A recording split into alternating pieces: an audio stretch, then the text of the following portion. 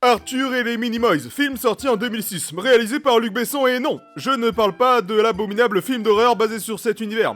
Pour quelle raison? Parce que c'est de la merde, de la pure daube, c'est nul, c'est mauvais, c'est pas bon, c'est caca. Va te faire foutre, Luc. Le film commence donc avec Archibald. Mon nom est Archibald. Hé, c'est Archibald.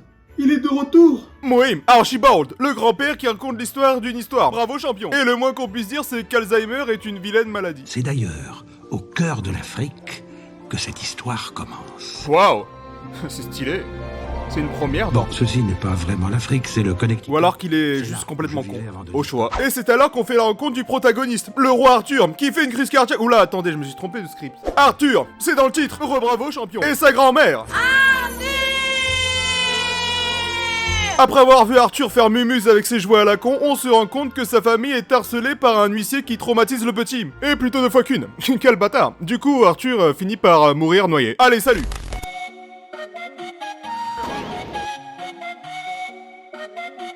En vérité, on nous apprend qu'aujourd'hui c'est son anniversaire et qu'il n'a pas d'amis.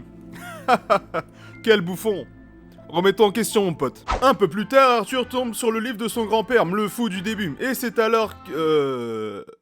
Oula. Stressus. Suite à... cela, Arthur a maintenant pour objectif d'aller dans le monde des Minimoys. Bon, il y a aussi le fait qu'ils sont menacés d'être expulsés de leur bicoque, mais franchement, je pense que... Arthur a d'autres projets. Si vous voyez ce que je veux dire. Malheureusement pour lui, sa grand-mère veille au grain, alors Arthur a une idée plus qu'ingénieuse. La buter. Oui. Commence donc l'enquête d'Arthur pour connaître la situation, mais finalement une tribu africaine se téléporte et vient l'aider. Ah non, parce que vous allez pas me faire croire qu'ils ont fait le voyage habillés comme ça, avec un timing absolument parfait. Car oui, on nous révèle que cette cérémonie n'est possible qu'aujourd'hui. C'est marrant, hein. Donc faut se dépêcher, surtout que ça fait déjà 25 minutes de film. Ah ouais, quand même. Arthur fait donc la rencontre de Salamèche, de Béchamel, non, de Bétamèche. Oh, le nom pourri. Et il finit par mourir broyé. Allez, salut.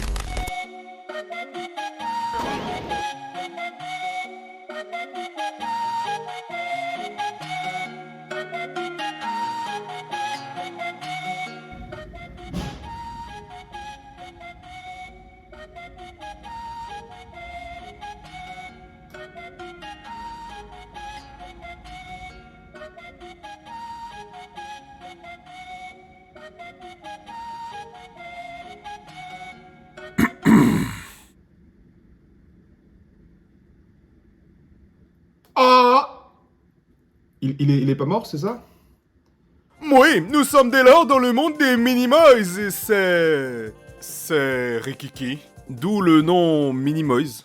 Du coup, ils se feront ensuite avoir par un piège grotesque qui découlera sur une petite guéguerre dans les Erzers avec Arthur qui réussit à prendre l'épée sacrée. Et pour ceux qui n'ont pas compris... C'est une référence au roi Arthur. Eh oui. C'est alors que les 3 aventuriers s'en vont pour... Putain, c'est con. J'ai complètement oublié. S'ensuit donc une expédition dans le magnifique monde qu'est le nôtre. Ce qui est beaucoup moins stylé, mais au moins on fait la rencontre de Pedro. Oh, doucement! Ma que fai, stupido? Qu'est-ce que c'est ça? Frapper comme ça sur les clients, déjà qu'ils sont pas nombreux. C'est alors qu'il décolle dans une noix. Pour se faire percuter par un bourdon, et ensuite chargé par un ver. Ce qui est somme toute une journée plutôt banale. Malheureusement, ils se feront avoir par l'invention qu'Arthur a créée précédemment. Waouh. Ça, c'est du foreshadowing. Ainsi, Arthur se servira du soutif de la princesse pour la sauver, elle et son frère, car les Minimoys ne savent pas nager, et non, je ne ferai pas de blague là-dessus. Si ce n'est qu'Arthur est encore plus sus que d'habitude, et que ça commence véritablement à ressembler à de l'obsession perverse. Fais attention Arthur, tu commences à devenir suspect. Eh oui, le groupe arrive donc à Necropolis, où ils iront chez... Mon dieu, qu'il est dégueu! Allez, Jack Fire pour tout le monde. Oh, quelle horreur, quel immondice! Eh Jack, vas-y, serre tout le monde, c'est pour moi. J'ai déjà entendu cette voix. Pour ceux qui ont reconnu la voix, oui c'est bien lui, ROH2F. Et ce dernier est tout aussi sus que notre cher héros national. Waouh. Enchanté, princesse.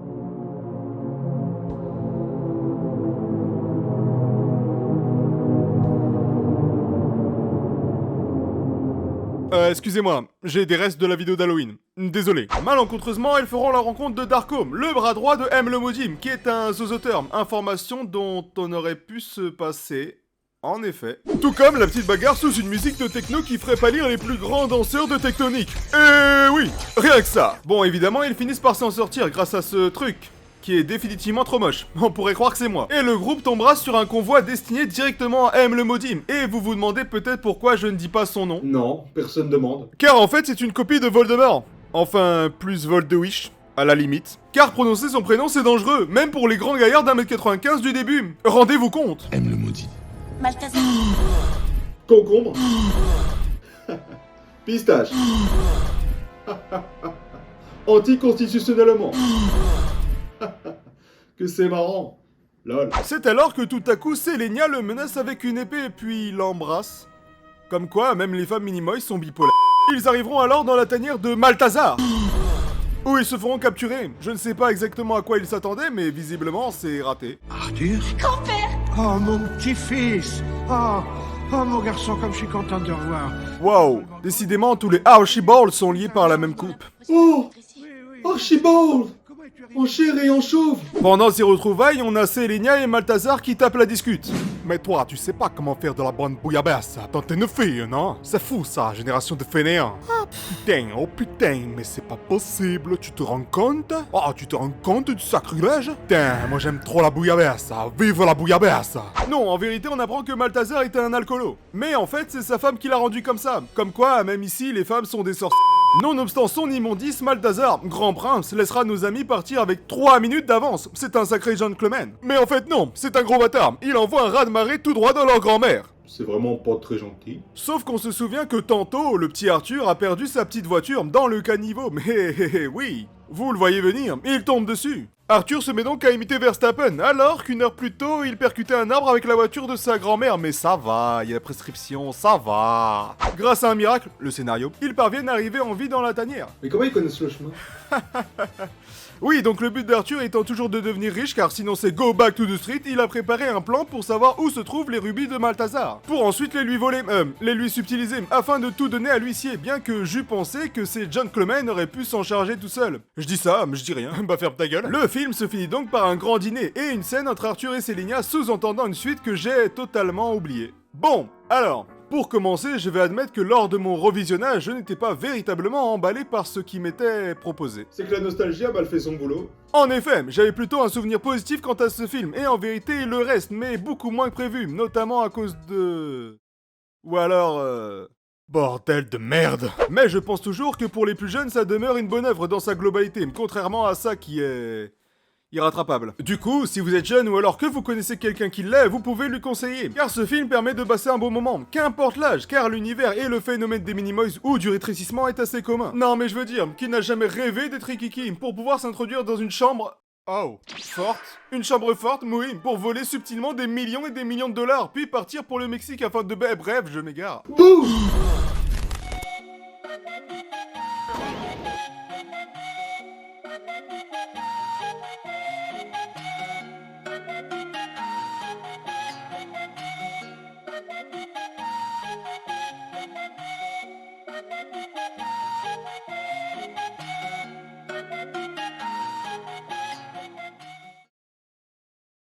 Baby, baby, baby,